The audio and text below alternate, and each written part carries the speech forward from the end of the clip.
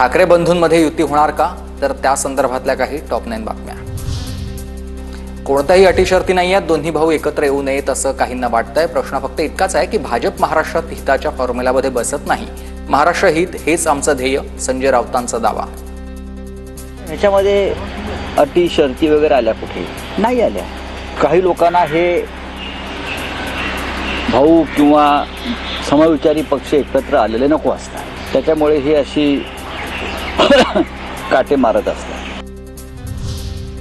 एकनाथ शिंदेंना राज उद्धव एकत्र येणं नकोय आणि एकत्र येण्याचा निर्णय केवळ राज आणि उद्धव ठाकरेच घेतील। संजय राऊतांचा शिंदेंवर निशाणा, तर यामुळे फडणवीसांच्या पोटात ढवळाढवळ, राऊतांचा निशाणा। भाजपचा आनंद हा किती खोटा असतो आम्हाला माहिती आहे।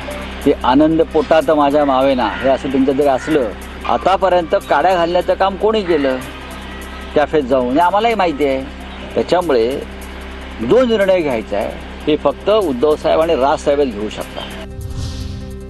भोंगे विरोधामधील आंदोलनावेळी 17,000 मनसैनिकांवर केसेस टाकल्या, तेव्हा मुख्यमंत्री उद्धव ठाकरे होते।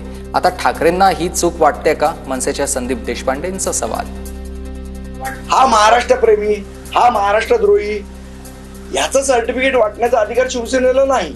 17,000 केसेस भोंग्याच्या आंदोलनाच्या उद्धव ठाकरे मुख्यमंत्री असताना आमच्या महाराष्ट्र सैनिकांवर टाकली। ती चूक आता उद्धव ठाकरेंना वाटते का?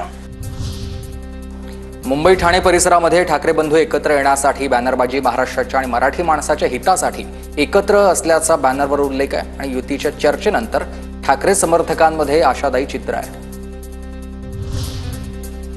राज ठाकरे अटी शर्थींपुढे झुकतील असं वाटत नाही। शिंदेंसोबत संपर्क तोडा, फडणवीसांशी बोलू नका, अशा अटी घालून राजकारण होतं का, उदय सामंतांचा सवाल। अटी घातल्यानंतर राजसाहेब कोणाबरोबर युती करतील असं मला वाटत नाही। आणि अटी काय आहेत? शिंदे साहेबांबरोबरचा संपर्क तोडावा, शिंदे साहेबांना जेवायला बोलू नये, शिंदे साहेबांकडे जेवायला जाऊ नये, देवेंद्रजींना घरी बोलवू नये, देवेंद्रजींच्या घरी जाऊ नये। मला असं वाटतं हे राजकारण आहे का? राज आणि उद्धव ठाकरे यांच्या एकत्र येण्याच्या चर्चांवर बोलण्यास शरद पवारांचा नकार। पंढरपूर दौऱ्यावर असताना पत्रकारांनी विचारलेल्या प्रश्नाला पवारांनी उत्तर देणं टाळलं।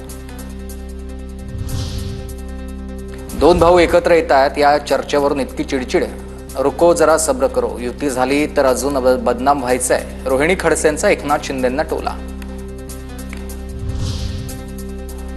महाराष्ट्राच्या हिताच्या दृष्टीने ठाकरे बंधू मतभेद विसरून एकत्र येत असतील तर स्वागत करू। ज्यावेळी ठाकरे बंधू एकत्र येतील, मराठी माणूस एकवटला जाईल, तेव्हा काय परिणाम होतील हे वेगळं सांगायची गरज नाहीये।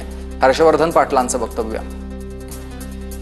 मला असं वाटतं महाराष्ट्राच्या हिताच्या दृष्टीने राजकारणामध्ये असे काही दोन्ही बंधूंनी काल सांगितलेलं आहे आणि त्यांचे मतभेद किंवा जे काही स्थानिक काही त्यांचे आपसातले काही विषय असतील ते संपूर्ण जर एकत्र येत असतील तर निश्चितच त्याचं आम्ही स्वागत करू। राज ठाकरे आणि आशिष शेलार यांच्या मैत्रीमध्ये दुरावा आलाय का? राज ठाकरेंबाबत आशिष शेलार यांच्या वक्तव्यानं राजकीय वर्तुळात चर्चा। वैयक्तिक मित्र वगैरे शब्द आता पुरे करा, आशिष शेलार यांचं वक्तव्य। राज उद्धव युतीच्या प्रश्नावर बोलताना वक्तव्य त्यांनी केलंय। वैयक्तिक वगैरे आतापर्यंतचे शब्द आता पुरे करा।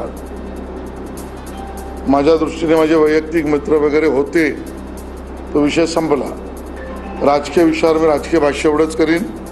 त्या दोघांचा प्रश्न आहे, ते दोन पक्ष आहेत, त्यांनी ठरवावं।